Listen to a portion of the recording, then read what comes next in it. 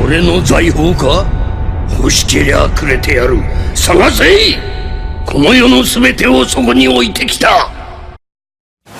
Yo guys, and welcome to this new video.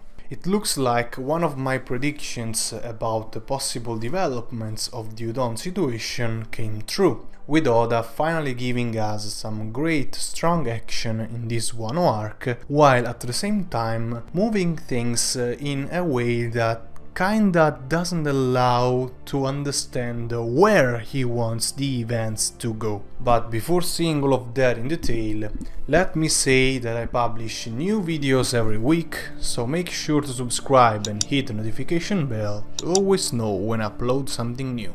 Alright, with that said, let's jump straight into it. So, about the O-lin versus Queen fight, I must say that I'm kinda disappointed.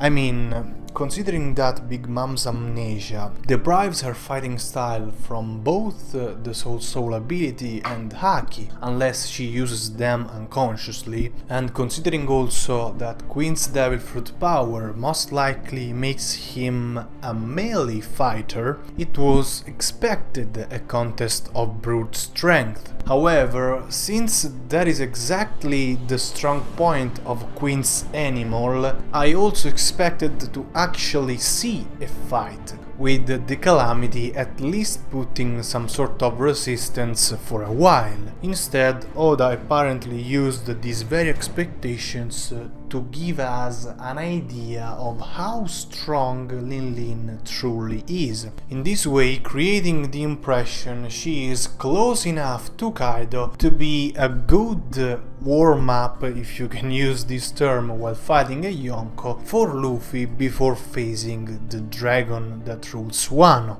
And getting to this O-lin versus Luffy Taro battle as soon as possible is probably another reason why the author made Big Mom get rid of Queen so quickly. The importance this battle has for the plot can be also seen from how Oda used Caribou's surprising knowledge about smart pond snails to deny completely any type of communication between Udon and Kaido. Indeed, even if the fact that many of the beast pirates, included Queen, saw that Big Mom is in Wano means later on certainly this information will reach their captain, this delay not only allows Raizo, Kawamatsu and Yogoro to get many new allies out of jail while keeping the movements of the Ninja Pirate Mink Samurai Alliance away from Orochi's and Kaido's sides, but it also creates the opportunity of a full one-on-one uninterrupted fight between Luffy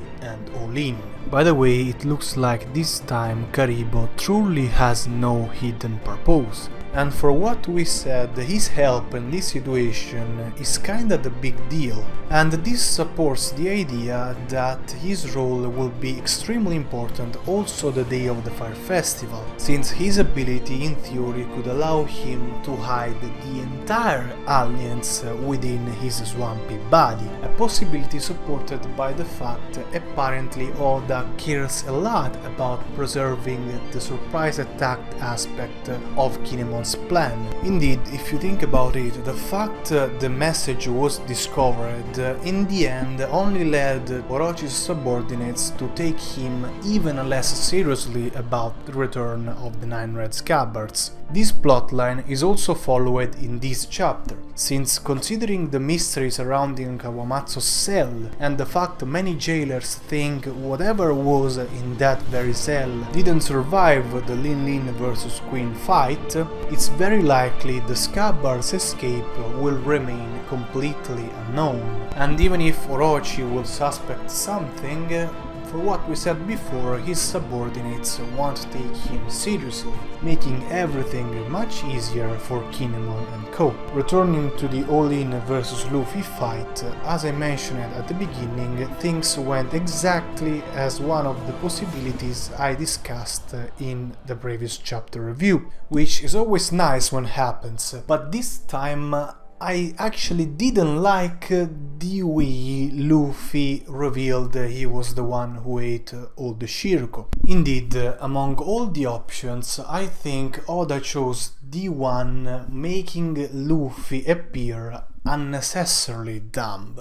I mean, I would have still appreciated it if instead of immediately recognizing that what he did was a mistake, that he didn't want to reveal Big Mom he was the culprit, he, for example, just laughed about how carefree he was and then faced the consequences of his actions with the same spirit. Instead, Oda decided to put a gag in that, in my opinion, too significant spot of the chapter to be treated this way. In any case, it looks like we will have another improvement of Luffy's Haki facing a strong opponent, just like we had with Katakuri, and this time we have Big Mom with Luffy trying to understand and master the flowing sakura, which, considering Hyo's reaction and words, is probably associated with what Luffy did with the collars, which makes sense since it's exactly the same thing really